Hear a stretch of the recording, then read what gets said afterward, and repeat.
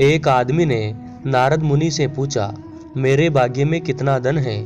नारद मुनि ने कहा, 1 रुपया रोज तुम्हारे भाग्य में है। आदमी बहुत खुश रहने लगा। उसकी जरूरतें 1 रुपये में पूरी हो जाती थी।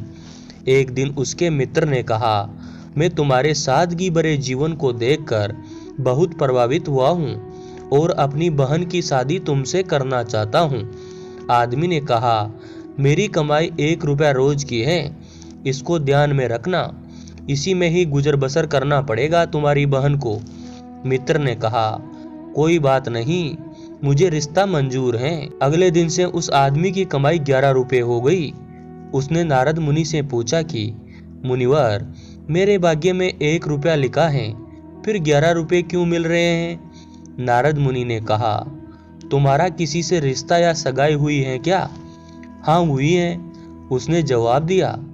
तो यह तुमको 10 रुपये उसके भाग्य के मिल रहे हैं, इसको जोड़ना शुरू करो, तुम्हारे विवाह में काम आएंगे। नारद जी ने जवाब दिया। एक दिन उसकी पत्नी गर्भवती हुई और उसकी कमाई 31 रुपये होने लगी। फिर उसने नारद मुनि से पूछा, मुनिवर, मेरी और मेरी पत्नी के भाग्य के 11 रुपये मिल रहे थे, लेकिन अभी 31 रुपये क्यों मिल रहे हैं? क्या मैं कोई अपराध कर रहा हूँ या किसी त्रुटिवश ये हो रहा है? मुनिवर ने कहा, ये तेरे बच्चे के भाग्य के 20 रुपये मिल रहे हैं। हर मनुष्य को उसका भाग्य मिलता है।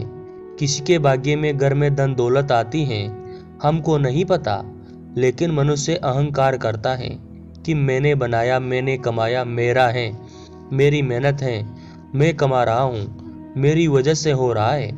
मगर वास्तव में किसी को पता नहीं कि हम किसके भाग्य का खा रहे हैं। इसलिए अपनी उपलब्धियों पर अहंकार कभी नहीं करना चाहिए। दोस्तों, आपको ये कथा कैसी लगी? अगर अच्छी लगी तो हमारे YouTube चैनल को जरूर सब्सक्राइब करें और ज़्यादा से ज़्यादा शेयर करें। धन्यवाद दोस्तों।